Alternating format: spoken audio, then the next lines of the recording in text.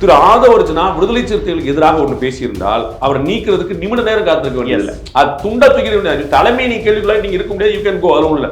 அது எந்த கட்சியிலுமே நடக்காது. ஆமா, அவர் இன்னொரு ஆட்சி எதிர்க்க மன்னராட்சி பிறப்பின் அடிப்படையில் சினிமா துறையை கட்டுப்படுத்துறாங்க, விஜய்க்கு பயப்படுறாங்க, கருத்தியல் ரீதியா பேசிட்டு கொள்கை ஊழல் தான் பண்றாங்க. இந்த வார்த்தைகளை எப்படி அனுமதிக்க முடியும் கேட்கிறேன். அந்த ஆங்கிள் என்னால புரிஞ்சுக்க முடியல. நீங்க திமுக அமைச்சரவையில் 4 பட்டியலின அமைச்சர்கள் இருக்காங்க. திமுகவுடைய மூத்த தலைவர் திரு ஆர் ராசா தனித்தொகுதியில் போட்டியிடறதுக்கு அனுமதிக்கப்படுறார், பொது தொகுதியில் போட்டியிடறது அனுமதிக்கப்படுறார். தாராளமாக தனித்தொகுதின்னு ஒரு விஷயம் இருக்கு உங்களுடைய படி. இப்ப ஆர் ராசாவுக்கு பதிலா பெரம்பலூர்ல நீங்க பொது கொடுத்த மூலமா யார் பண்ணிருக்கீங்க? ஆர் ராசா நீல பெரம்பலூர்ல போட்டியிட வச்சிருந்தா சாதியின் காரணமா அங்க வேற ஒரு வேட்பாளரை போட்டு சாதி ரீதியிலான தாக்குதல்கள், சாதி ரீதியிலான பிரச்சாரங்கள் மேற்கொள்ளப்படும். பெரியார் மண்ணாச்சே சார். பெரியார் மண்ணா சாதி ஒழிஞ்சிருச்சா? இங்க நீங்க ரங்கராஜ் பாண்டியன் தானே போட்டுட்டு இருக்கீங்க. நீங்க டிபேட் தான பேர் வச்சிருக்கீங்க, தமிழ் சேனல் வச்சிருக்கீங்க. சாதி இருக்குன்னு சொல்றேன். என்னோட பேரை நீங்க ஆய்வீங்க, உங்களுடைய பேரை நான் ஆய மாட்டேனா? சாதி உங்களுடைய பேரை சொல்லுங்க. உங்களுடைய பேர் சொல்லுங்க. என் பேரு தினேஷ். தமிழ் பேரா? உங்களுடைய சேனல் பேர் இங்கிலீஷ். நீங்க வேற ஒரு இடத்துக்கு போறீங்க. நீங்க வேற இடத்துக்கு போறீங்க. என்ன சாதி இருக்கு? இல்லங்க, இந்த டிபேட் வைங்க நீங்க முதல்ல. யார் மன்னார் ஜாதியை ஒழித்தார் சொன்னீங்களா இல்லையா? நான் சொல்லல, எங்கேயுமே சொல்லல. நான் வெளிப்படையா ஜாதியை ஒழித்தார்னு யார் சொன்னாங்க சொல்லுங்க. நான் பாராட்டு சொல்றேன். சொல்லுங்க. ஜாதியை ஒழிக்க போராடுகிறார் பெரியார்னா இன்னைக்கு வரைக்கும் பேசி நான் ஜாதியை ஒழித்தார்னு நீங்கள் பாராட்டுகிற பெருமக்கள் சொன்னது எடுத்துக்காட்டுன்னு நீங்க டிபேட் பண்ண முடியாது. என்னது சார் பெரியார் ஜாதியை ஒழித்தார்? அடுத்ததா இப்பே போறீங்க. Challenge me. என்ன பண்ணணும்னு சொல்லுங்க. இல்லனா நான் இனிமே உங்கள்ட்ட டிபேட் பண்ணத வேணா நிப்பாட்டிங்க. டிபேட்டே பண்ண கூடாது. ஏன்டா டிபேட் பண்ண போறீங்க? சரி, அப்படி நீங்க காமிக்கலனா அப்ப நீங்க 100 பேர் சொல்லிட்டேங்க உங்கள்ட்ட. நான் 100 பேர் சொல்றேன். நான் எடுத்து காட்டுறேன் உங்கள்ட்ட. காமிங்க. ஆமா தானங்க, யாருமே சொல்லிட பேட்டி ரோலிங்ல விடு. நான் எடுத்துமா?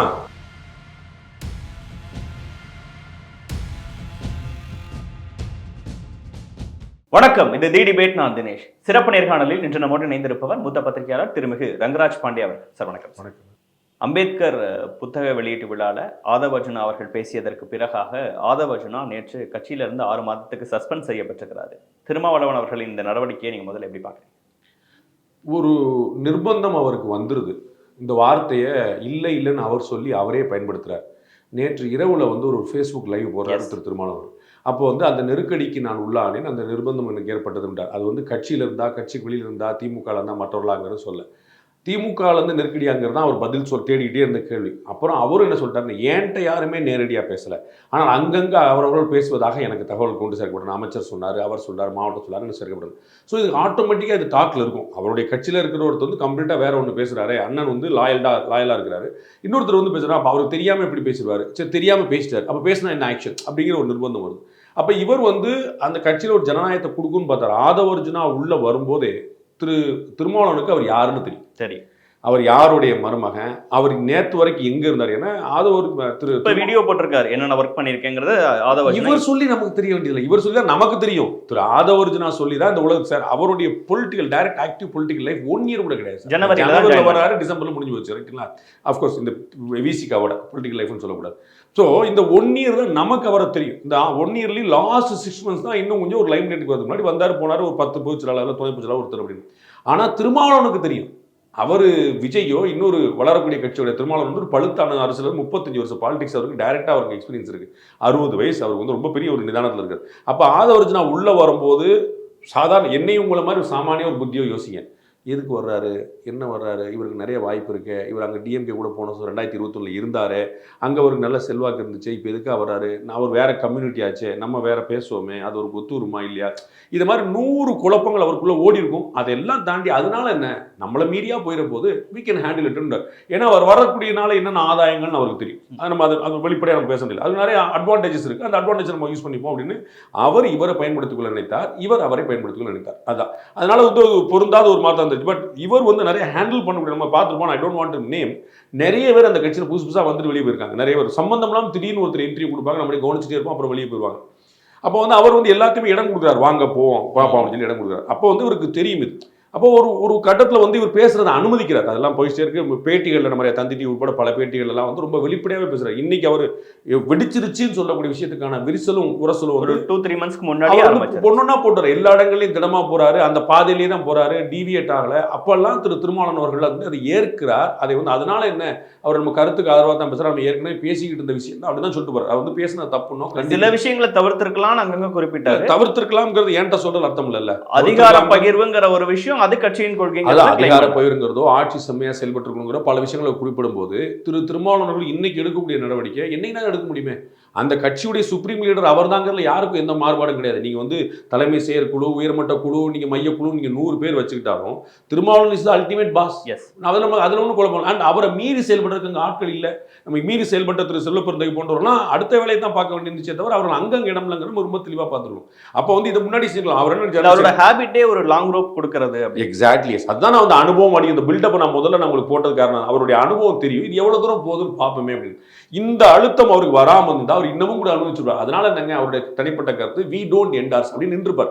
அப்போ ஒரு நடவடிக்கை எடுக்க வேண்டிய நிர்பந்தம் ஏற்படுது. அவர் சொல்லார் அவருடைய ஒட்டுமொத்த 35 வருஷ அரசியல் வரலாற்றில் 2வது நபர் தான் அவர் நீக்கப்படுறார். அந்த கட்சியிலேருந்து 6 மாசத்துக்கு நீக்கப்படுற 2வது நபர் தான் இவர். இது வந்து வார ஒருத்தர் தூக்கி போடல. அந்த கீ போஸ்ட் இருக்கக்கூடிய 2வது பர்சன் தான் இவருக்கு சொல்றாரு. கீ போஸ்ட்ல இருக்கக்கூடிய 2வது. ஆமா, அவர் வந்து பொசுக்கு பண்றதுல வந்து இன்னமும் லாங் ரோப் கொடுத்தாரு. ஏன்னா திரும்பி வந்து நீங்க காலையிலே பிரஸ் மீட்ல கொடுத்துட்டாரு, அதற்கப்புறம் ஒரு அறிக்கையில கொடுத்துட்டாரு, அதற்கப்புறம் நைட் வந்து ஒரு ஃபேஸ்புக் லைவ் யாருமே கேட்கல. உங்களுக்கு புரியுங்களா? ஆனா தொடர்ந்து பல்வேறு நிகழ்வுகள் நடக்கும்போது லைவ்ல அவருடைய கருத்துக்கள் வெளிப்படுத்துறது இது ஃபர்ஸ்ட் டைமும் கிடையாது. ஆமா இல்ல, நான் வந்து இந்த இஷ்யூ மட்டும் இந்த இஷ்யூல காலையில ஒரு பிரஸ் மீட் வந்துருச்சு, அதுக்கு முன்னாடியே பிரஸ் ரிலீஸ் வந்துருச்சு. That was clear. அது ஒன்றும் குழப்பம் இல்லை.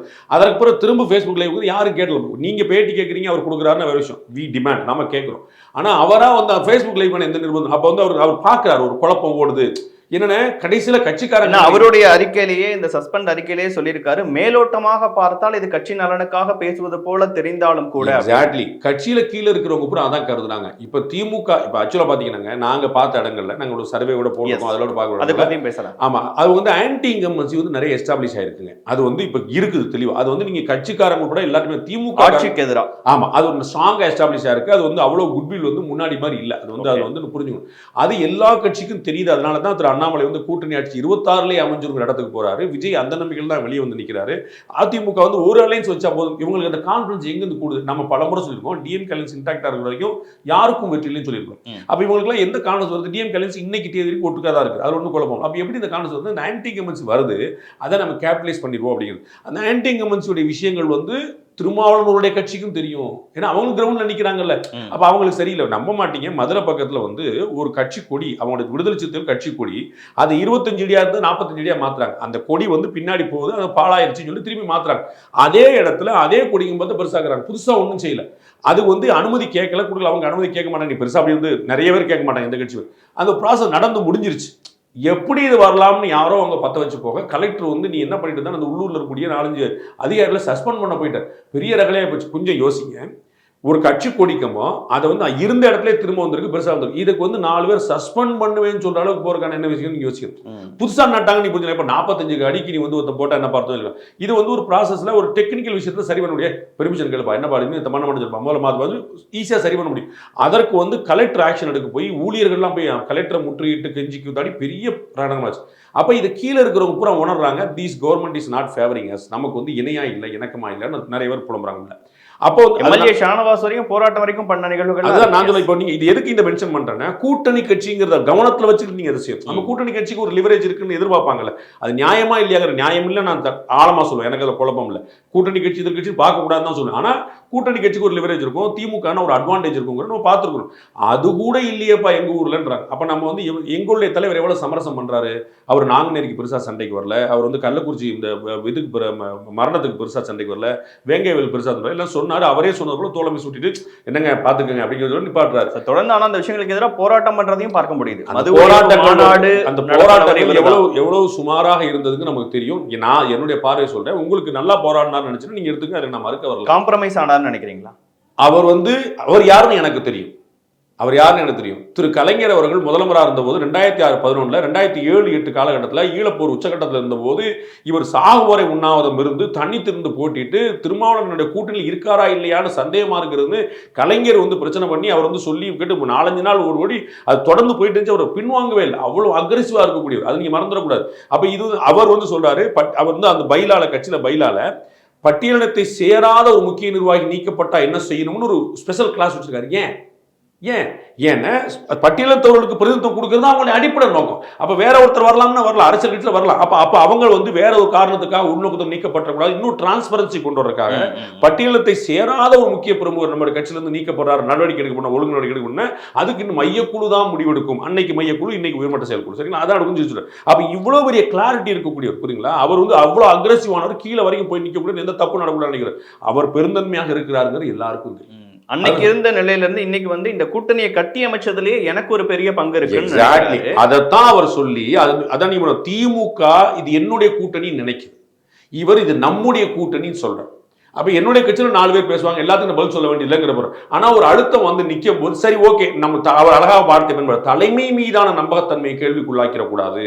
விடுதலை சிறுத்தைகள் வந்து உள்வேலை பண்ணும் அப்படிங்கிறது நான் வந்து எனக்கு தேவை, நான் நேரடியாக பேசுவேன். அவர் அழகா பதிவுறாரு வந்து முதலமைச்சரோ அமைச்சர் பெருமக்களோ யாரும் ஏன்ட்ட பேசல. நான் இதற்கு முன்னாடி வந்து நீங்களே திருப்பி அழுத்தம்னு குறிப்பிடுறீங்க. அதே அழுத்தம்ங்கிறது தான் விஜய் அவர்கள் மேடையில குறிப்பிட்டார். நான் வந்து அந்த வார்த்தையை தான் ஷானவாஸ் அவர்கள் ரொம்ப நான் நேத்து 24 hours முன்னாடி கோபமா எதிர்க்கிறார். நான் அவர் இருப்பார், ஒன்றும் பிரச்சனை இல்லை. 24 hours முன்னாடி நான் இந்த வார்த்தையை பதிவு பண்ணியிருக்கேன். யாரும் அவருக்கு நேரடி அழுத்தம் கொடுக்க மாட்டாங்க. இன்னைக்கு வெளிவந்திருக்கூடிய 2 பேட்டி நீங்க பார்த்தா தெரியும். நாங்கள் அவர் வந்து முதலமைச்சர் போய் பார்த்தாரு, இதுக்கு சம்பந்தம் இல்லை. நான் பதிவு பண்றேன், எனக்கு எந்த தயக்கமும் இல்லை. முதலமைச்சர் வந்து மிரட்டி என்னை வந்து பாரு இல்லாட்டி பார்த்துக்கோ, அந்த பிசினஸ் கிடையாது. முதலமைச்சரும் செய்ய மாட்டார், அதுக்கு பண்ணிடுறவர் இவர்கள் இறங்காத. ஆனா இந்த அழுத்தம் இன்டைரக்டா இருக்கும், அது வாய் வார்த்தையா வர வேண்டியது. அது அவரே பதிவு பண்றார். அவருடைய வார்த்தை நீங்க எடுத்து பாருங்க, வேணா உங்களுக்கு கட் பண்ணி உங்களுக்கு போஸ்ட் அனுப்புறேன். எனக்கு அழுத்தம் வரல, ஆனா எனக்கு நெருக்கடி இருந்தது. என்ன நெருக்கடி? எல்லாருமே நெருக்கடி, அழுத்தம் வேற வார்த்தை சொல்லுங்க. நீங்க ரெண்டும் ஒரே அர்த்தம் தான் நான் நினைக்கிறேன். அந்த ஏன்ட்ட நேரட்டா சொல்லாட்டாலும் அமைச்சர் பெருமக்களோ மற்ற இடங்களும் அங்கெல்லாம் புறம் பேசுறாங்கன்னு எனக்கு தகவல் பூரா வந்தது. அதுதான் நான் சொல்லியிருக்கேன். அப்ப வந்து எல்லாரும் உங்க முகத்தை பாக்குறாங்க, என்ன செய்ய போறீங்க, அதை ஒரு பேசிட்டாரு, இப்ப நேசி எல்லாம் பாக்குறாங்க. போதாக்கு வரைக்கும் அண்ணாமலை வேற 10 வச்சுட்டாரு, யாரு கையில கட்சி இருக்கு. அப்ப வந்து இந்த டவுட் கீழே வரைக்கும் வந்துருச்சு. என்ன பிரச்சனை? திரு ஆதவர்ஜுனா விடுதலை சிறுத்தைகளுக்கு எதிராக ஒன்று பேசியிருந்தால் அவர் நீக்கிறதுக்கு நிமிட நேரம் காத்திருக்க வேண்டியதில்லை. அது துண்டா தூக்கி முடியாது. தலைமை நீ கேள்விக்குள்ளாக நீங்க இருக்க முடியாது. You can go. அதுவும் இல்லை, அது எந்த கட்சியிலுமே நடக்காது. ஆமா, அவர் வந்து இன்னொரு ஆட்சி எதிர்க்கிறார். அந்த ஆட்சி கூட்டணி ஆட்சியாக இருந்தாலும் ஆட்சிக்கு எதிரான பார்வை எல்லா கட்சிக்கும் இடையில வரும். நம்ம நேத்து வரைக்கும் ஆட்சிக்கு எதிராக பேசினது நீங்க பாக்குறீங்களா சார்? இல்ல உதயநிதி கூட ஏதோ பர்சனலான ஏதோ ஒரு பிரச்சனைகளுக்காக நான் வந்து ஆதாரம் இல்லாத விஷயங்களை நான் வந்து கழுகார், ஆந்தையார், டீக்கடை பெஞ்சு நாங்கள் போடுற அட்ராசிட்டி அந்த இடத்துல விட்டுருவேன். நான் என்னுடைய வார்த்தையில் பயன்படுத்துறதில்லை. எனக்கு ஒரு கன்விக்ஷன் இருந்தது, எனக்கு ஒரு நம்பகமான ஃபர்ஸ்ட் ஹேண்ட் இன்ஃபர்மேஷன் இருக்கு, நான் வந்து வெளிப்படையாக சொல்லுவேன். எனக்கு தயக்கம் அது இல்லாத வரைக்கும் நான் உருட்டிட்டு தான் இருப்பேன், நான் வந்து கவனிச்சுக்கிட்டு தான் இருப்பேன். என்ன ஓது பாரு அது ரோமரம் போன நான் வந்து அப்படி ஒரு வார்த்தையை நான் பயன்படுத்த மாட்டேன். அவர் இருக்கலாம், இல்லாமல் இருக்கலாம். நீங்கள் சரின்னு யோசிச்சிட்டு என்ன நாள் இருக்கலாங்க. நான் ஒரு பேச்சுக்கு சும்மா சொல்றேங்க, நான் உடன்படலை. நீங்கள் தமிழில் அதை விஷயம் போட்டுறாதீங்க. உதயநிதியே அனுப்பின ஆளா வந்து ஆதவர்ஜுனா இருந்துட்டா உங்களுக்கு புரியுதுங்களா? அது நான் இல்லைன்னு மறுத்துட்டு அவ்வளவு தூரம் நான் உங்களுக்கு முன்னாடி சொல்லிட்டு தான் உங்களுக்கு சொல்றேன். அப்படி 100 யூகங்கள் பண்ண முடியும். நான் அந்த ஆள் இல்லை நான் சொல்ல, அதுக்காக உங்களுக்கு புரியுது. நீங்க அதை கட் பண்ணி போட்டாலும் சரிதான், போட்டாலும் சரி எனக்கு அதில் பிரச்சனை. நான் சொல்ல வருது யூகங்கள்ல நான் சொல்ல மாட்டேன். எனக்கு வந்து எதுல கன்விக்ஷன் இருக்குதோ நான் சொல்றேன். முந்தா நேத்து வரைக்கும் நான் சொல்றேன் அழுத்தங்கள் அவருக்கு இல்லை அப்படின்னு. ஆனா நேத்து வந்து அவரே பயன்படுத்துறாரு, எனக்கு ஒரு நிர்பந்தம் ஏற்பட்டது. அதை தான் நான் சொல்றேன். அப்ப வந்து கட்சிக்கு எதிரான அப்படின்னா அவர் தூக்கிருப்பாரு. இவர் யாரையும் கேட்டுக்க வேண்டிய அவசியம் இல்லை. அங்க போகும்போது உள்ளேயே ஒரு நெருக்கடி வருது. இல்ல இன்னொரு விஷயம், ஆளூர் ஷானவாஸ் பேசினாலும் கூட ரவிக்குமார் உட்பட வன்னியரசு உட்பட எல்லாருமே அவங்க என்னென்ன அப்படின்றாங்க. ஏன்னா ரியாக்ட் பண்றதுக்கு முன்னாடி அவங்க ரியாக்ட் பண்றாங்க. திருமாவளவன் ஆக்ஷன் எடுக்கிறாருல, party will take an action. அப்ப டிசிப்ளின் ஒபிடியன்ஸ் எல்லாருக்கும் இருக்கணும்ல. அப்ப இவர்கள் ஏன் ரியாக்ட் பண்றாங்க? அப்ப என்ன பாக்குறாங்க, நீ உனக்கு கருத்து சுதந்திரம் சொல்ற உரிமை இருக்குன்னா எனக்கு கருத்து சுதந்திரம் இருக்கு. அதுதான் அவங்க பாயிண்ட். அப்ப வந்து இவங்க எல்லாம் பேசுறது தன்னுடைய கூட்டணிக்கு எதிராக இல்ல. நம்ம ஒரு கூட்டணியை கட்டமைச்சிருக்கோம், அந்த கூட்டணி ஆட்சி அமைச்சிருக்கோம். அந்த ஆட்சி வாசும் ரவிக்குமாரும் வன்னியரசும் மற்ற பெருமக்களும் ஆதவர்ஜுனாக்கு எதிராக பேசுறது சொல்ல, ஆதவர்ஜுனாக்கு எதிராக ஏன் பேசினாங்கன்னு பாக்கணும்ல சார். அவங்க கூட்டணிக்கு எதிராக பேசுறாரு. அப்ப அந்த கூட்டணியை கட்டி அமைச்சவங்க அதை காப்பாற்ற வேண்டிய கடமை இருக்கு, அதுக்காக பேசுறாங்க. அதான் நானும் சொல்றேன். அதான் அதனாலதான் அண்ணன் திருமாவளவனுக்கு நெருக்கடி வந்துச்சு நான் சொல்லுவேன். உங்களுக்கு புரியுங்களா? என்ன நிர்பந்தம் அவருக்கு வருதுன்னு உள்ளேயே அது வந்து குட்டையை குழப்புது. அப்ப அது பாக்குறேன். அப்ப வந்து அவர் என்ன நினைக்கிறாரு, ஆக்சுவலா அவர் என்ன நினைச்சிருப்பாரு, இவங்கெல்லாம் இந்த பெரிய ரிபல் பண்ணாம இருந்தா விடுதலை சிறுத்தையோட வேல்யூ இன்னும் ஏறிட்டே இருந்திருக்கும். நீங்க பாமக விசிக அவங்களுடைய டிமாண்ட் நீங்க பார்த்து இதற்கு முன்னாடி வந்து வேல்யூ ஏறுமா நம்பகத்தன்மை குறையுமா? அதெல்லாம் குறையாது. நீங்க வந்து பாமக எல்லா கூட்டணி மாறிடுச்சா நம்ம அதை சொல்லுவோம்ல. விசிகாவும் எல்லா கூட்டணி மாறினதா. விசிக தனியா போட்டிட்ட கட்சி, அதை தனித்து கூட்டணி அமைச்ச கட்சி, தமாக கூட இருந்துச்சு, அதிமுக கூட இருந்துச்சு, திமுக கூட இருந்துச்சு, எல்லாருடைய பார்த்தோமா எல்லா கம்யூனிஸ்ட் கட்சி ரெண்டு பக்கம் போயிருக்காங்க. எல்லாரும் போயிருக்காங்களா? யாருக்கு வந்து நம்பகத்தன்மை போயிருச்சு? இல்லை இன்னைக்கு பாமக ஒரு கூட்டணிக்கு வரனா திமுக வேண்டாம் சொல்லுமா, அதிமுக வேண்டாம் சொல்லுமா, பாஜக வேண்டாம் சொல்லுமா? நம்பகத்தன்மையற்ற கட்சியாச்சு. ஒவ்வொரு முறை ஒருத்தர் போறாங்க. விசிக இன்னைக்கு வந்து விஜய் கூட போறேன்னா விஜய் வேண்டாம் சொல்லுவாங்க. என்ன சார் நீங்க ஒவ்வொரு எலெக்ஷனுக்கு ஒரு கட்சி சொல்லுங்க. அவரோட டிமாண்ட் தான் மதிப்பு. நீங்க மாறி மாறி போறா நீங்க 1000 விமர்சனம் கிரிட்டிக்கல் வச்சுக்க வேண்டியது அங்க கூட இல்லை. என்ன விஷயம்னா இவர் வந்து இவங்க கூட்டணி அதாவது சொந்த கட்சிக்குள்ள ஒரு பெரிய எதிர்ப்பு இல்லாமல் இருந்தால் ஏன் திருமாவளவன் அதை அனுமதிக்கிறாரு புரிஞ்சு. அதான் சொன்னா ரொம்ப ஸ்மார்ட் அப்படின்னு சொல்லுவார். அவர் வந்து இதை அவர் வேல்யூ கூட்டிட்டு பாருங்க. நான் வந்து அதை உங்களுக்கு லாயலா இருப்பேன் எனக்கு ஒன்று குறைச்சல். பட் இப்படிலாம் வந்து பப்ளிக்ல ஒப்பீனியன் இருக்கு. இது ஒரு ஒப்பீனியன் இல்ல. இப்பயுமே கூட்டணி ஆட்சி குறித்து பேசியிருந்தாருன்னா, அதிகார பகிர்வு குறித்து பேசியிருந்தாருன்னா அது வரைக்கும் ஓகே, மேபி அவர் அனுமதிச்சிருக்கலாம். மன்னர் ஆட்சி, பிறப்பின் அடிப்படையில் ஆட்சி நடக்குது, விஜய்க்கு பயந்துதான் அம்பேத்கரை போய் இன்னைக்கு இருக்க அமைச்சர்கள்லாம் மரியாதை செலுத்துறாங்க அம்பேத்கர் சிலைக்கு அப்படின்னு சொல்றதா இருக்கட்டும். கருத்தியல் தலைவர் உருவாயிருக்கிறாரு, கருத்தியல் பேரை சொல்லி வந்தவங்க ஊழல் பண்றாங்க, ஒரு நிறுவனம் வந்து ஒட்டுமொத்த சினிமா துறையும் கட்டுப்படுத்துது அப்படின்னு பேசுறதெல்லாம் எந்த ஆங்கிள் திருமாவளவன் அவர்களால் அனுமதிக்கப்பட முடிகிற கருத்துன்னு நினைக்கிறீங்க? இதுல எதையுமே அவர் திமுகங்கிற பேரையோ திரு உதயநிதிங்கிற பேரையோ குறிப்பிடலங்கிறத வச்சுதான் தமிழ்நாட்டில் இருக்க 8 கோடி பேருக்கும் தெரியும் அவர் யாரை குறிப்பிட்டார். அதான் நான் சொல்ல அங்கதான் ஒரு ஸ்பேஸ் அவர் வைக்கிறார். அவர் ஒரு ஸ்பேஸ் வைக்கிறார். அந்த ஸ்பேஸ்ல தான் திருமாவளவன் அதை அனுமதிக்கிறார். அதை புரிஞ்சுக்கணும். நீங்க அவங்களுக்கு நல்ல தெளிவு இருக்குன்னு சொல்ல. திருமாவளவன் அவர்கள் எதை விரும்புகிறாரோ இன்னைக்கு அவர் சொல்றாரு, ஆட்சியில் பங்கு அதிகாரத்தில் பங்கு என்பது இன்னமும் உறுதியாக இருக்கிறோம். This is not the appropriate time. அவ்வளவுதான். அப்ப நேரம் காலம் தானே மாறுபடுது. அவர் சொன்ன என்ன முரண்படுது? நீங்க உங்களுக்கு ஆட்சி பங்கு அதிகாரத்தை யார்கிட்ட கேட்பீங்க? நான் மறுபடியும் சொல்றேன் சார், சந்திரபாபு நடவடிக்கை எடுத்துருப்பாங்க. ஆட்சி பங்கு அதிகாரத்தை பங்கு சந்திரபாபு நாயுடு கேட்பீங்களா? இப்ப இருக்கிறவங்க தான் கேட்பீங்க.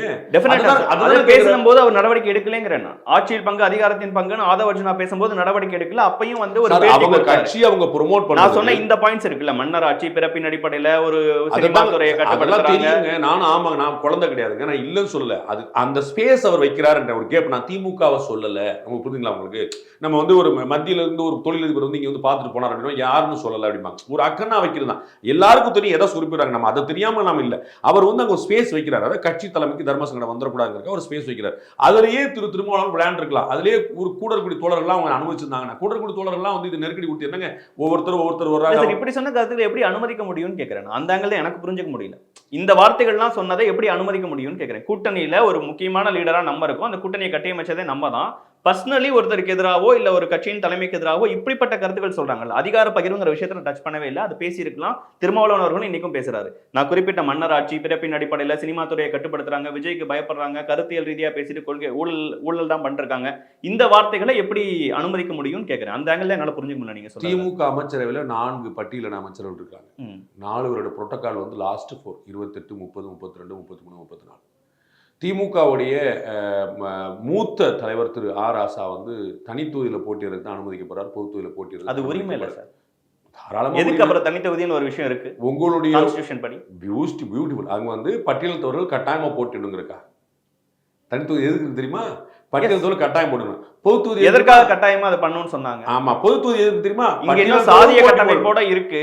ஒரு அடிமைப்பட்டவரும் ஒரு ஆதிக்க சாதியினரும் போட்டியிட்டா சொசைட்டி எப்படி பார்த்து சிரமப்படுவீங்க? இந்த பாயிண்ட் ஜஸ்டிஃபை பண்றதுக்கு சிரமப்படுவீங்க. நான் சிரமப்பட மாட்டேன். நான் என்ன சொல்ல வரேன்னு உங்களுக்கு தெரியும். நான் ஒரு சகோதரனா உங்களுக்கு சொல்றேன், நீங்க சிரமப்படுவீங்க. பட்டியலினத்தவர்கள் போட்டியிடுறதுக்கான தனி தொகுதி பட்டியலினத்தவர்கள் மட்டும்தான் போட்டியிட முடியும்.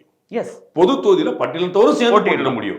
ஆர் ராசா பெரம்பலூர்ல போட்டிட்டு இருந்து நீலகிரியில இன்னொரு பட்டியலத்தூர் போட்டினா எனக்கு 2 எம்பி பட்டியலத்துல கிடைச்சிருக்கும். இப்ப ஆர் ராசாவுக்கு பதிலா பெரம்பலூர்ல நீங்க பொது தொகுதி கொடுத்த யாரு பண்ணிருக்கீங்க? ஆர் ராசா பெரம்பலூர்ல போட்டியிட வச்சிருந்தா சாதியின் காரணமா அங்க வேற ஒரு வேட்பாளரை போட்டு சாதி ரீதியிலான தாக்குதல்கள், சாதி ரீதியிலான பிரச்சாரங்கள் மேற்கொள்ளப்படும். பெரியார் மண்ணாச்சே சார். நம்ம தான் பெரியார் மண்ணாச்சே. பெரியார் மண்ணு தான் சார். ஆமா, அப்புறம் என்ன நீங்க எங்க போறீங்க? பெரியார் மண்ணுனா சாதி ஒளிஞ்சிருச்சா? இங்க நீங்க ரங்கராஜ் பாண்டியன் தானே போட்டுட்டு இருக்கீங்க. நீங்க உங்க பேர் நான் டிபேட் தான பேர் வச்சிருக்கீங்க. தமிழ் லைன் சேனல் வச்சிருக்கீங்க. அதான் சார், தமிழ் லைன் சேனல் வச்சிருக்கீங்க. இன்னும் சாதி இருக்குன்னு சொல்றேன். இங்கிலீஷ்க்கு வாங்க சார், தமிழுக்கு வாங்க சார். உங்க சேனல் பேர் என்ன sir? T debate sir. Telugu, Andhra, Kannada, மலையாளமா சார்? எல்லாருக்கும் காமனா இருக்கணும்னா நான் அப்படி பேர் வச்சிருக்கேன். எனக்கு காமனா வச்சிருக்கேன் சார். நான் பிடிச்சிருக்கேன் சார். நான் உங்க பேரை மாத்தலையே சார். சாதியும் பேரும் ஒண்ணு இல்ல. ஏன் ஒண்ணு கிடையாது? உங்களுடைய சேனல் பேர் இங்கிலீஷ், நீங்க வேற ஒரு இடத்துக்கு போறீங்க. நீங்க வேற இடத்துக்கு போறீங்க. என்ன சாதி இருக்கு இல்லங்க, இந்த டிபேட் வைங்க நீங்க முதல்ல. ரங்கராஜ் பாண்டேங்கிற பேரை நான் மறைக்கல, நீங்க கண்டுபிடிச்சது இல்ல சார். இவர் ஒரிஜினல் பேர் பாண்டே, ஆனா ரங்கராஜன் ஏமாத்துறாரு. நான் ஆரோக்கியசாமி பேர் வைக்கல, நான் தெளிவா என்னோட பேர் ஆர் ரங்கராஜ் பாண்டே, நான் சர்டிபிகேட்ல போட்டு. சாரி மன்னிக்கணும், உங்களை பர்சனலி நான் அப்படி நான் மீன் பண்ண நினைக்கல. நான் சொல்ல வந்தது ஒரே நிமிஷம், நீங்க வேற ஒரு இடத்துக்கு போறீங்க. இல்ல நான் போல உள்ள எல்லாம் இல்ல சார். எனக்கு ஏங்க ஒரே ஒரு நிமிஷம் நான் முடிச்சுக்கிறேன். என்ன விஷயம் சொல்ல வரேன்னு கேட்டுக்கோங்க. நான் வரேன். நான் வந்து திருமாவளவன் பெரம்பலூர் நான் தனியா பேசுறேன். எனக்கு ஒன்றும் குழப்பம், நான் நின்னு பேசுவேன். நான் இல்ல, இது பெரியார் மண்ணு தானேன்னு கேட்ட கேள்வி. இன்னும் சாதி ஒழிக்கல, சாதி ஒழிப்பை பத்தி பேசிக்கிட்டு இருக்கோம், போராடிக்கிட்டு இருக்கோம். பேசுறது நான் இதுல முற்றுப்புள்ளி வச்சு தான் அடுத்து போவேன். தினேஷ்ங்கிறது தமிழ் பெயர் இல்ல, அது நீங்க தயக்கப்பலாம் வைப்பீங்க. அதை மாத்துறதுக்கான வாய்ப்பு இருக்கு, நீங்க மாத்தலாம். டிபேட்டுங்கிற தமிழ் பேர்ல வச்சதே நீங்க தான், ஆனா தமிழ் பேர் வைக்க மாட்டீங்க. ஆனா நீங்க வந்து ரங்கராஜ் பாண்டே கேட்பீங்க. முடிச்சுட்டு அந்த பாயிண்ட். பெரம்பலூருக்கும் நீலகிரிக்கும் பாத்தீங்கன்னா 2 பட்டியல் தலைவர் இருப்பாங்க. பெரம்பலூர் வந்து ஆராசா போட்டியிட்ட தொகுதியில் அவர் சொந்த தொகுதி, மறந்துடக்கூடாது. அவருடைய ஊர்ல அவர் சாதாரணமா ஜெயிப்பார். அண்ட் ஊட்டியில போய் ஜெயிக்கக்கூடிய வல்லமை கொண்டவருக்கு சொந்த ஊர்ல ஜெயிக்க மாட்டார். நீங்க நம்புனீங்க ஜாதிய கட்டமைப்பு. அப்ப எனக்கு 2 எம்பி கிடைக்கும். சாதிய கட்டமைப்பு இருக்குல்ல, சாதிய கட்டமைப்பு பெரியார் பண்ண கேள்விப்பட்டேன். பெரியார் மன்னார் ஜாதியை ஒழித்தார் சொன்னீங்களா இல்லையா? நான் சொல்லல, எங்கேயுமே சொல்லல. நீங்க தான் ஜாதியை ஒழிக்க போராடுகிறார் பெரியார் தான் இன்னைக்கு வரைக்கும் பேசி. நான் ஜாதியை ஒழித்தார்னு நீங்கள் இப்ப பாராட்டுகிற பெருமக்கள் சொன்னது எடுத்துக்காட்டுன்னு நீங்க டிபேட் பண்ண கூடாது சார். சாதி ஒழிய போராளி, சாதி ஒழிய வேண்டும் ஒழித்தார் பெரியார். சார் 2000 வருஷம் அடுக்கு சார். நான் 30 வருஷம் பெரியார் 100 வருஷத்துல அழிஞ்சிரும் நம்ம பேசுறதே தப்பு இல்லையா சார்? பண்றேன் சார், நான் உங்களுக்கு ஓபன் சேலஞ்ச் பண்றேன். நான் எல்லாமே புரியுற சார், எல்லாத்துக்கும் புரிய வைக்கிற ஒரு ரங்கராஜ் பாண்டே சார். நான் சொல்றேன், இது புரியாத மாதிரி பேசுறதா எனக்கு புரியுது. இல்ல நான் வந்து புரியாத மாதிரி நான் பேசுறேன். நான் உங்களுக்கு எடுத்துக்காட்டேன். நீங்க பெரியார் மண்ணு சாதி ஒளிஞ்சிருக்கீங்க, பாராட்டுகிற பெருமக்கள், நீங்க பாராட்டுகிற பெருமக்கள் ஜாதி ஒழித்தார் அப்படின்னு பெரியார் சொன்னது காட்ட நீங்க என்ன செய்வீங்க? நான் வெளிப்படையா ஜாதியை ஒழித்தார்னு யார் சொன்னாங்க சொல்லுங்க. நான் பாராட்டு எடுத்து சொல்றேன், சொல்லுங்க. நீங்க தமிழக முதலமைச்சர் வந்து எதிர்க்கட்சி ஜாதியை ஒழித்தார்னு யாரா எடுத்துக்காட்டா நீங்க என்ன செய்வீங்க? எடுத்துக்காட்டுங்க. நான் அடுத்த டாபிக் போறேன். என்னது சார் பெரியார் சாதியை ஒழித்தார், அடுத்த டாபிக் போறீங்க. சேலஞ்ச் மீ, என்ன பண்ணணும்னு சொல்லுங்க. இல்லனா நான் இனிமே உங்கள்ட்ட டிபேட் பண்ணத வேணா நிப்பாட்டிங்க. டிபேட்டே பண்ண கூடாது. ஏன்டா டிபேட் பண்ண போறீங்க? சரி, அப்படி நீங்க காமிக்கலனா அப்ப நீங்க என்ன? நான் டிபேட் பண்ணல. ஜாதியை ஒழித்தார் பெரியார்ங்கிற பெருமக்கள் நான் காட்டல, நான் பண்ணவே இல்ல. பெரியாரிஸ்டுகள் யாரு சாதியை ஒழித்தார்? நான் வந்து எல்லாரும் பேரும் நான் சொல்றேன். 100 பேர் சொல்லிட்டேன் உங்கள்ட்ட. நான் 100 பேர் சொல்றேன். நான் எடுத்து காட்டுறேன் உங்கள்ட்ட. காமிங்க. யாருமே சொல்லிருக்காங்க. பெரியார் ஒரு சாதி ஒழிப்பு போராளி, சாதி ஒழிய வேண்டும் பின்வாங்கலே போதுமானது. நான் பின்வாங்கவே இல்ல. இந்த பின்வாங்கலே போதுமானது. பின்வாங்கல சார், பின்வாங்கலே போதுமானது. நான் ஜாதி ஒழித்தான்னு சொல்லலன்னு சொல்லிட்டீங்கல்ல, எப்படி சார் சாதி ஒழிக்க முடியும்? நாராம் ஒழிக்கும். அதுக்குள்ள 40 வருஷம் நான் சொன்ன நடந்தா பொது தொகுதியில் பட்டியல் தோழர் இருந்தா ஒளிஞ்சிருக்கும். 2 பட்டியல் தோழர் கிடைச்சிருப்பாங்க. அதான் நான் சொல்லிட்டு இருக்கேன் சார். அதெல்லாம் ஒரு ப்ராசஸ். இதே விஷயத்தை தான் திரு ஆதவர்ஜுனா சொன்னார். ஃபார் இன்ஃபர்மேஷன், உங்க தகவலுக்காக இதே விஷயம் தான் ஆதவர்ஜுனா சொன்னார். அப்ப இங்க பாயிண்ட் என்ன, பட்டியலத்தவர்களுக்காக குரல் கொடுக்கக்கூடிய திரு திருமாவளவன் அவர்கள் பட்டியலத்துக்கு முன்னுக்கு கொண்டு சொல்லக்கூடியவங்க ஆட்சியில் வேணும் அதிகார பகுதியில் சொன்னா அதை இப்ப பேச வேண்டிய நேரம்னு சொல்றது என்னன்னு சொல்லுங்க. எனக்கு அழுத்தம் இல்லைன்னு சொல்லிட்டீங்க. This is not the right time. Which is the right time? Ambedkar வந்து அவ்வளவு அழுத்தம் இருந்த போது தானே குரல் கொடுத்தார். அழுத்தம் இருக்கும்போது, அழுத்தம் இல்லாத போது குரல் கொடுப்போம். அது குரலுடைய தேவை என்ன? அழுத்தம் இருக்கும்போது தான் குரல் கொடுக்கணும். நீங்க வினைனா எதிர்வினை இருக்கணும்ல. அப்ப நீங்க ஜாதி ஒளியில நீங்க சொல்லிட்டு இருக்கீங்க. அப்ப ஜாதி ஒழிக்க முடியாதுன்னு வர சொல்லிவிட்டீங்க. ஒழிக்க முடியாதுன்னு சொல்லல நானு. ஒழிக்க இல்ல நான் சொன்னது நான் முழுமையா நீங்க உள்வாங்கிக்கலையா? நான் சரியா சொல்லி எடுத்து போட்டு இருக்கும் சார். அந்த 50 வருஷம் 100 வருஷத்துக்குள்ள ஒழிக்க முடியாதுல்ல சார். அது ஒரு பெரிய ப்ராசஸ்னு சொன்னேன். 75 இருக்கீங்க, 65 வருஷம் கம்மிங்க. 75 வருஷம் ஆட்சியில இருக்கீங்க, 100 வருஷமே கம்மிங்க. 65 வருஷம் 55 வருஷம் ஆட்சியில இருக்கீங்க. 55 வருஷத்துல ஒழிக்கணும். 2000 வருஷம் போராட்டம் சார். நீங்க அதான் 2000 வருஷம் 4000 வருஷம் சொல்லிட்டே போங்க. 100 வருஷத்துலயே ஒருத்தர் வந்து ஜாதி படிக்க மாட்டீங்க. நீங்க படிச்ச பூரா ஒரு புத்தகம், அது நீங்க அப்படிதான் இருப்பீங்க.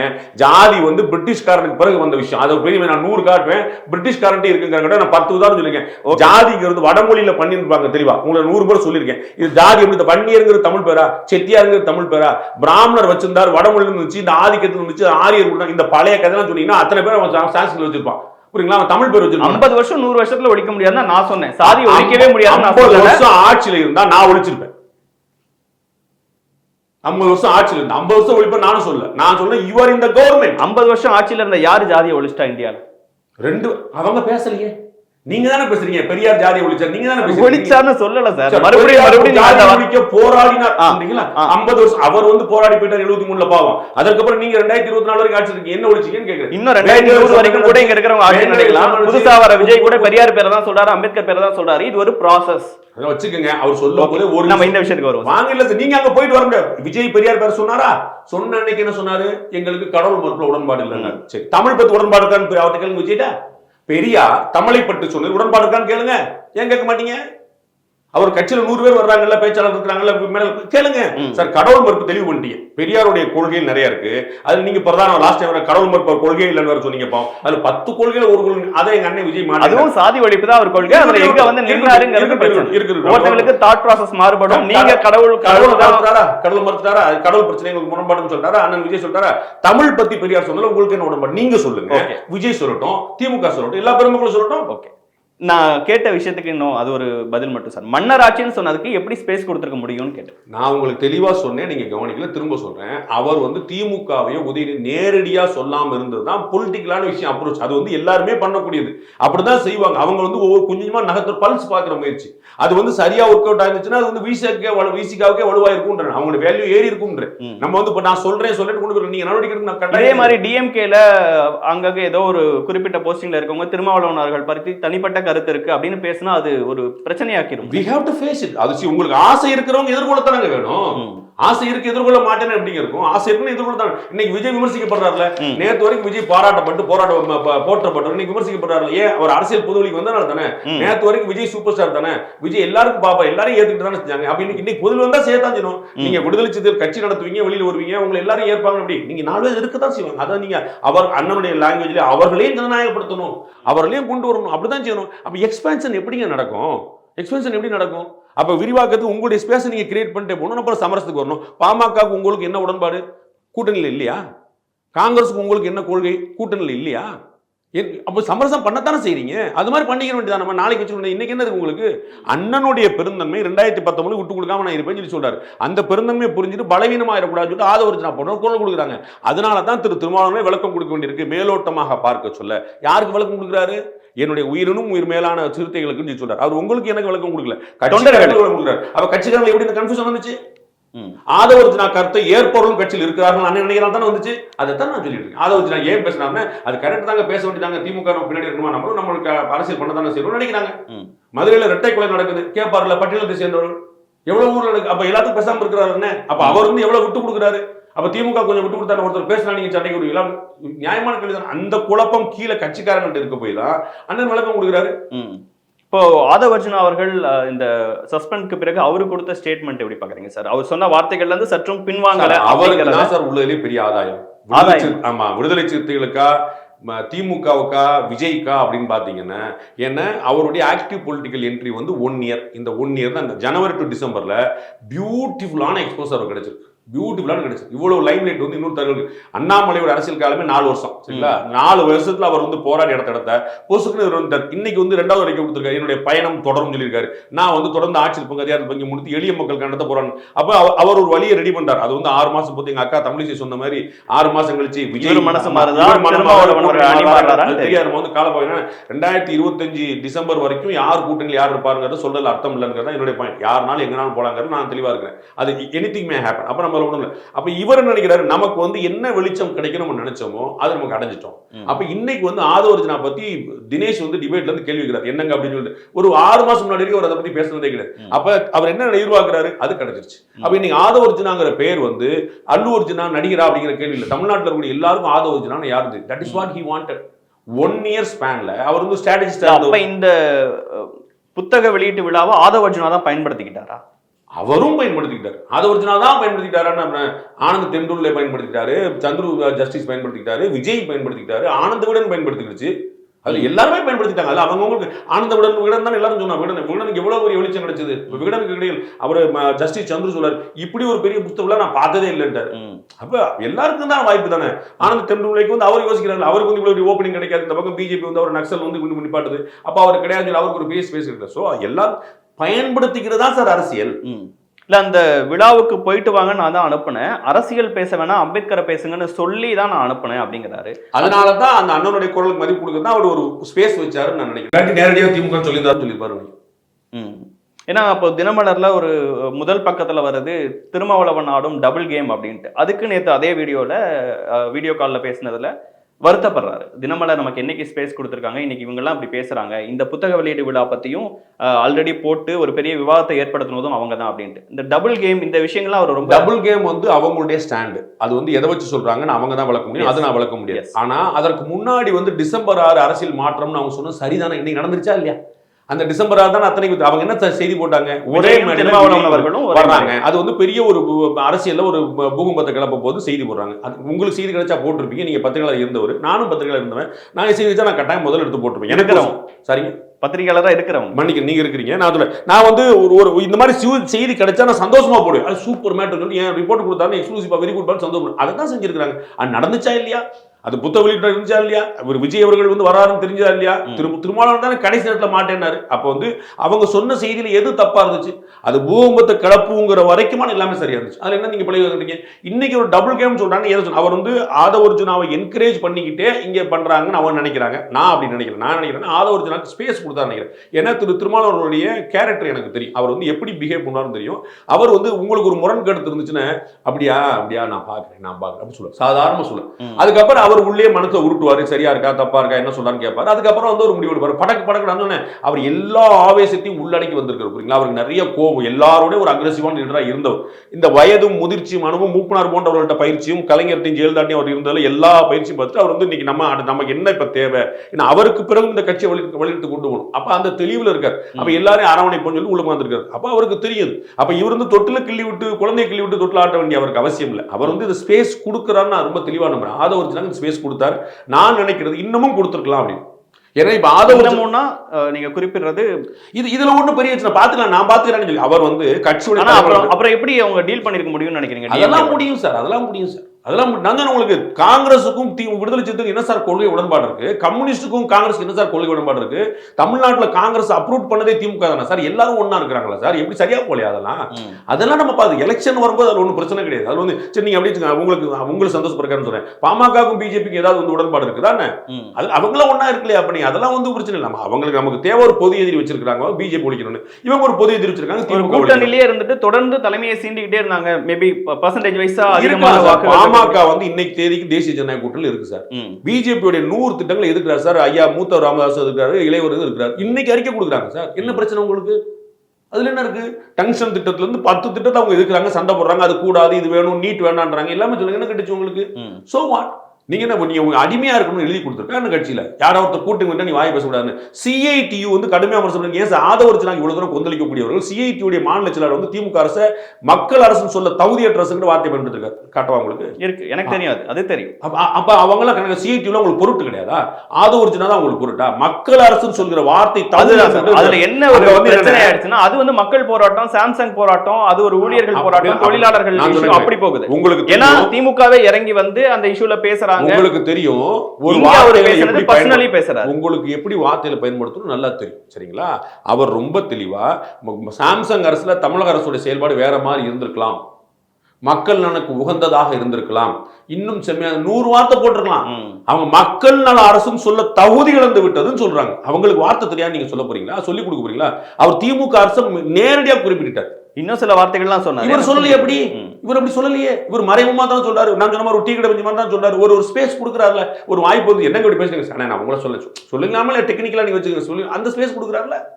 அப்ப நீங்க அந்த ஸ்பேஸ் கொடுக்காத நேரடியாக விமர்சனம் பண்றீங்க. அங்க காங்கிரஸ் கட்சி வந்து பிரியங்கா காந்தி போட்டிட்டு பினராயி விஜயன் என்ன பேசிருக்காரு போய் தயவு செய்து பாருங்க. பிரியங்கா காந்தி போட்டிட்ட போது வயநாட்டுல பினராயி விஜயன் எவ்வளவு பேசிருக்காருன்னு பாருங்க. அவங்க எல்லாம் ஒன்னா இருக்கிறாங்க, டெல்லியில எல்லாம் ஒண்ணா போறாங்க. நீங்க ஸ்பேஸ் கொடுக்கல தப்பு. மம்தா பானர்ஜி வந்து காங்கிரஸ் கட்சியின் தலைமையினால் இந்தி கூட்டணி தோத்ததுன்றாங்க. மம்தா பானர்ஜிக்கு தலைமைக்கு தகுதி இருக்குன்னு சரத்பவார் எல்லாம் ஒன்னா உட்கார்ந்து இருக்கிறீங்க. அந்த ஆம் ஆத்மி கூட்டணி கிடையாது அறிவிச்சிச்சு. உங்களோட கூட்டணி கிடையாது, ஒண்ணு கிடையாது, போப்பா நாங்க அவங்க எல்லாம் ஒன்னா இருக்கிறீங்க. நீங்க இந்தி கூட்டணி சொல்றீங்க. எனக்கு ஒண்ணு பிரச்சனை, சண்டை போட்டுட்டு இருக்கீங்க. இங்க ஒண்ணுமே இல்லையே. அவர் திருமணம் திமுக நேரடியாக இருந்தா ஒரு தர்ம சண்டை இருந்திருக்கும். இதுல வந்து ஒரு நான் சொல்றது டீல் பண்ணக்கூடிய ஸ்பேஸ் நான் சொல்றேன். அதை வந்து சரி ஓகே, நமக்கு நம்ம அண்ணன் வந்து எப்பவுமே வந்து இன்னும் நிதானமா போகணும்னு பாக்குறாரு. அதனால அவர் கொடுத்தாரு. இது இருந்துச்சுன்னா இன்னும் திமுக விடுதலை சிறுத்தைகளுடைய வேல்யூ இன்னும் கூடி இருக்கும் நான் நம்புறேன். ஓகே, இந்த மாநாட்டில் விஜய் அவர்கள் பேசும்போதே கூட்டணி கட்சிகள் கொடுத்த அழுத்தத்தினால திருமாவளவன் அவர்கள் அம்பேத்கர் நிகழ்ச்சிக்கு கூட வர முடியாத சூழல் இருக்கு அப்படின்னு குறிப்பிடுறாரு.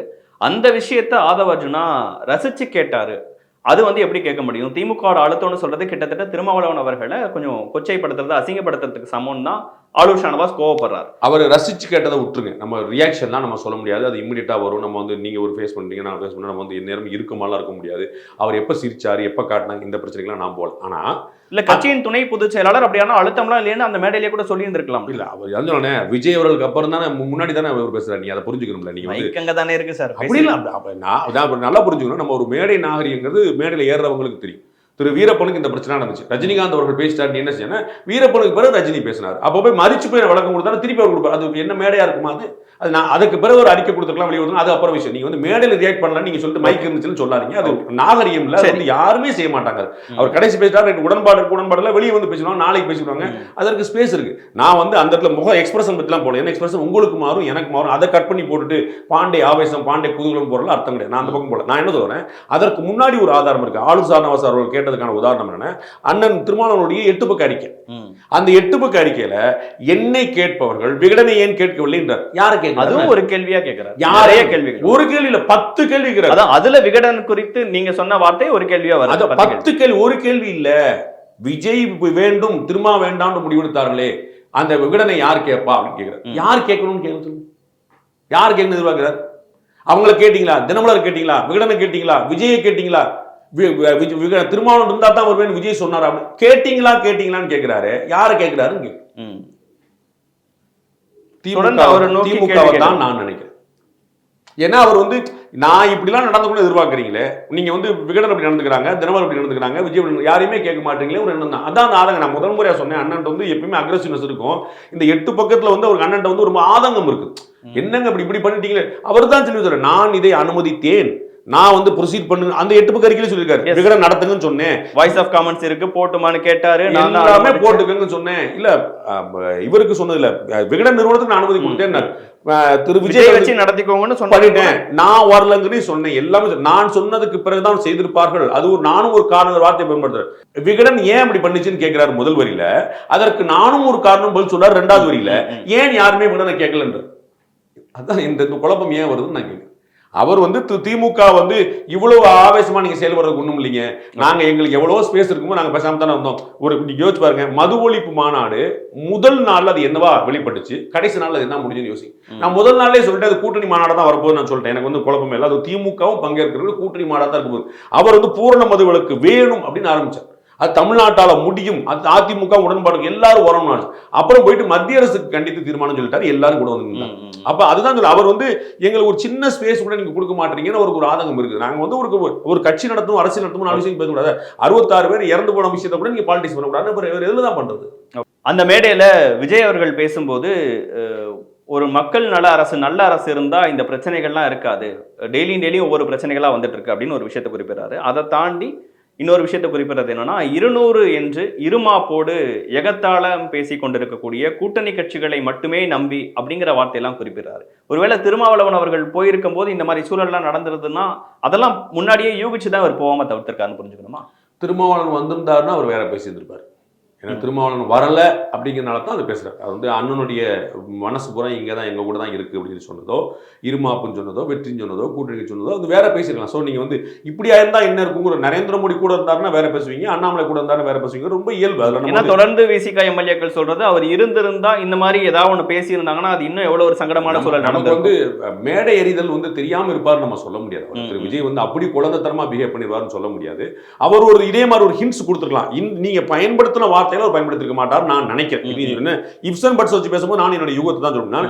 அண்ணன் இருந்தாருன்னா அங்க வேற மாதிரி போயிருக்கும் நான் நினைக்கிறேன். அதான் அது வேற மாதிரி கொண்டு, இவரும் அதை தக்க கொண்டு இருப்பாரு. அது இவரும் ஒரு கிரே கொடுத்திருப்பாரு. தம்பி போன்றவர்கள்லாம் இந்த பக்கம் வந்ததில்லை. நீங்க நல்லா கவனிக்கணும். இவ்வளவு நீங்க கேள்வி இருக்கிறதுலாம் வேற ஒரு பாயிண்ட் இருக்கு. நான் அதை சின்ன சுருக்கமா சொல்ல முடிக்கிறேன். ஒரு பேட்டில திருமாவளவன் குறிப்பிடுறாரு, திமுகவை தாவேகா விமர்சிக்கிறது, எங்களுக்கு அதில் சங்கடம் இல்லை அப்படிங்கிற வார்த்தையை பயன்படுத்துறாரு.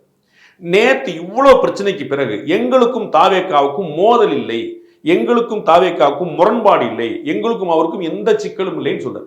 ஏன் சொல்றீங்க? அவர்தான் மாநாடு முடிஞ்சு விஜய் பேச்சுக்கு அப்புறமும் அறிக்கை கொடுத்தாரு. ரொம்ப காட்டமா முதல் அறிக்கை திருமாவளவன் அவர்கிட்ட தான் வந்தது. ஒரு தள்ளுபடி மாதிரி, ஒரு திருவிழா கால தள்ளுபடி மாதிரி ஏதோ நீங்க அதிகாரத்தில் காட்டங்கிற வார்த்தை அங்க அப்புறம் கூட பயன்படுத்தக்கூடாது. அங்க பயன்படுத்த வேண்டிய ஆதங்கமா ஏன்னா நம்ம சாதாரணமா பேச வேண்டிய மேட்டரை போய் நீங்க வெளியே பேசிவிட்டீங்களே அப்படின்னு ரொம்ப தெளிவா சொல்றாரு. திருவிழா சகோதரர் போல சொல்றாரு. அவர் வந்து ஒரு பட ஷூட்டிங்னு சொன்னாரு சார். கிட்டத்தட்ட ஒரு படம் மாதிரி நடந்துச்சு. அது உங்களுக்கு தெரியுங்க. விமர்சனத்துக்கும் கண்டனத்துக்கும் அறிவுரைக்குமான வித்தியாசம் தெரியும். நீங்க தெரியலன்னு சொல்லி நான் எனக்கு தெரியுங்கன்னா நான் சொல்லிட்டு போறேன். நான் சொல்றேன், நேற்று இவ்வளவுக்கு பிறகும் அவர் வந்து எங்களுக்கும் தாவேக்காக்கும் உரசல் இல்லை. தாவேக்கா 2 முறை அதோட தலைவர் பேசியிருக்கிறார். 2 முறை பப்ளிக்ல பேசியிருக்காரு. ஒன்று அந்த மாநாட்டில், ஒன்று அரசியல் சார்ந்து. ரெண்டுலையுமே திமுகவை வரிஞ்சு கட்டி சண்டை போட்டுருக்காரு. வேற யாருமே சொல்ல. நீங்க எல்லாரும் கொடுப்பீங்க பாஜக ஒரு வரி சொல்றாரு, இங்க 9 வரி சொல்றாருன்னு சொல்லலாம். அது உண்மை, அதுல இருந்து குழப்பம் இல்லை. அப்ப பாஜகவை ஒரு வரி விமர்சிச்சுட்டு திமுகவை 9 வரி விமர்சிக்கக்கூடிய விஜய் அவர்களுக்கு எங்களுக்கு முரண்பாடு இல்லைன்னு அர்த்தம். நீங்க தானே சொன்னீங்க இது எங்க கூட்டணின்னு, நீங்க தானே சொன்னீங்க இது எங்கள் ஆட்சின்னு, இதை கட்டமைத்தல் எனக்கு பங்கு உண்டு, விடுதலை பங்கு சொன்னீங்கல்ல. அப்ப உங்களுடைய ஆட்சி வந்து ஒருத்தர் விமர்சிக்கிறாரு, மன்னர் ஆட்சி இருந்தாரு, மக்களுடைய குடியை கெடுக்கிறீங்க. அப்ப நீங்க வந்து எங்களுக்கு முரண் இல்லைன்னு சொல்றீங்க. மன்னர் ஆட்சிலாம் அவரு சொல்லல சார், இவங்க கட்சிக்காரர் தான் சொன்னார். ஓகே, அவர் அது ஆமான்னு சொல்றாரு. இருமாப்பு எல்லாம் வச்சுக்கோங்க. நீங்க ஒரு பாயிண்ட் வச்சுக்க, நீங்க டெக்னிக்கலா போடணும். நீங்க மன்னர் ஆட்சின்னு விஜய் சொல்லல பாருங்க. சென்ஸ் அவர் வந்து இருமாப்புங்கிற யாருக்கு வந்து நிக்கும்? அவர் சொல்ற நீங்க வந்து you think that your supreme லீடர்ங்க தான் விமர்சனம் பண்றாங்க. அப்ப உங்களுடைய கூட்டணியை மக்களே மைனஸ் ஆக்குவாங்கங்கற அதெல்லாம் சொல்றாருல. நீங்க ஏன் விமர்சிக்கல நான் கேக்குறேன். நான் என்னுடைய கேள்வி வந்து விஜய் அவர்கள் பேசும்போது அவர் அரசியல் கட்சி பேசுறாரு, ராமதாஸ் சொல்வாரு, அண்ணாமலை சொல்வாரு, எல்லா ஓபிஎஸ் சொல்ல எல்லாமே சொல்லுவாங்க. எதிர்க்கட்சிகள் எல்லாமே திமுக விமர்சிக்கும். No surprise. நான் கேக்குறேன், அப்படி விமர்சிச்ச விஜயை நீங்க விமர்சிக்கலன்னு கேக்குறேன். இல்ல, எனக்கு தெரிஞ்சு தொடர்ந்து பண்ணிட்டு தான் இருக்க. சங்கடம் இல்லையே, அவங்க திமுக திட்டினா அவங்க பதில் சொல்லிட்டு போறாங்க. அதுக்கு ஏன் விசிகா வந்து பதில் சொல்லணும்னு நீங்க நினைக்கிறீங்க? சார், நான் என்ன சொல்றேன், ஒரு பேச்சுக்கு வந்து இப்போ உங்கள்கிட்ட வந்து ஒருத்தர் கேட்குறாங்க, பாண்டே வந்து இந்த மாதிரி பேட்டி கொடுத்துருக்காரு, என்ன நினைக்கிறீங்க அப்படின்னா, அவர் என்னுடைய அண்ணன், என்னுடைய மதிப்புக்குரியவர், என்னுடைய பிரியத்துக்குரியவர், நான் போனால் நல்லா பழகுவார், தன்மை பழகுனா என்ன, நீங்கள் வந்து you don't want to blame மீன்னு நினைப்பாங்க. அந்த கருத்தில் எனக்கு உடன்பாடு இல்லை, அந்த கருத்து எனக்கு இல்லை, எனக்கு அவருக்கு 1000 தகராறு உண்டு, நான் நீங்கள் 100 வாய்ப்புகள் உங்கள்கிட்ட இருக்குல்ல. நான் முதல்ல சொன்ன போர்ஷன் நீங்கள் சொன்னீங்கன்னா இல்ல சார், திருமாவளவன் அவர்கள் அழுத்தத்தினால வரலன்னு சொல்லும் போது அப்படி எனக்கு அழுத்தம் வரலன்னு ரியாக்ட் பண்றாரு. திமுகவை அவர் திட்டத்துக்குலாம் இவர் ஏன் ரியாக்ட் பண்ணணும்னு நீங்க நினைக்கிறீங்க? நம்முடைய கவர்மெண்ட் இவர் தானே சொன்னாருங்கிறனால நான் கேட்குறேன். நான் வேற யார்ட்டையும் கேட்கல. நான் வந்து என்னைக்காவது பாமக ஏன் திமுக சப்போர்ட் பண்ணு கேட்டிருக்கேன், அதிமுக ஏன் திமுக சப்போர்ட் பண்ணு. நீங்க என்னுடைய திமுகலே இருக்காங்கல்ல சார், அவங்க ரியாக்ட் பண்ணிட்டு போறாங்க. அவங்க பண்ணலாம் சார், கேள்வி உங்கள்ட்ட வைக்கப்படுறதுனால நான் சொல்றேன். நீங்க தவிர்த்துட்டும் போலாம்ல, நான் ஒன்னும் மறுக்கலையே. எஸ் ஏ சந்திரசேகர் இன்னைக்கு பேட்டி கேட்கறாங்க ஏர்போர்ட்ல, அவர் பதில் சொல்ல தடுத்துட்டு போறாருல, அது ஒன்றும் குழப்பம் இல்லையே. நீங்க தவிர்த்துட்டு போலாம்ல. நீங்க ஏன் எனக்கு முரண்பாடு இல்லைன்னு ஏன் சொல்றீங்க? நான் உங்களுக்கு ஏதாவது தான் சொன்னேன். உங்க ரங்கராஜ் பாண்டே பத்தி உங்கள்ட்ட விமர்சனமா ஒரு கேள்வி வருது உங்கள்ட்ட. நீங்க வந்து எங்க அண்ணன் யார் தெரியுங்களா சொல்றீங்க. கூட்டணியை மக்களே மைனஸ் ஆக்குவாங்கிறாரு. இவர் கூட்டணியை உடைக்கிறதா தன்னுடைய பிரதான இலக்கா நினைச்சு பண்றாங்க. அது அடிப்படை தானுங்க. உடைக்க முடியும்னு நினைக்கிறீங்களா? அது சொல்ல முடியாது. அது வந்து நீங்க எந்த மாதிரியான ஒரு சமீபத்துல நீங்க கொடுத்த பேட்டியில உடைக்க முடியும்னு போட்டிருந்தீங்கன்னு நான் இன்னும் ஃபுல்லா பார்க்கல. இல்ல, கூட்டணியை உடைக்க முடியும் நான் சொல்லுங்க. உடையாத கூட்டணி எதுவுமே கிடையாதுங்க.